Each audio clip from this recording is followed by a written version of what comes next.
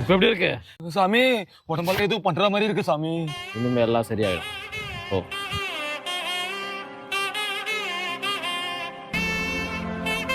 சாமி நான் வாயில் ஏதோ போட்டீங்களா? என்ன போட்டீங்க? அதுவா, அந்த மூதேவி நல்லா மழையில் நெஞ்சு சீத்தல் மாயிட்டு இருக்குது.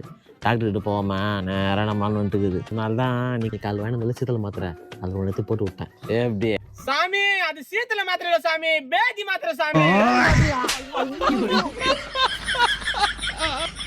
சாமி நீங்க எங்க போறீங்க? பாய் அதில் வந்து நான் ஒன்று எடுத்து போட்டுனா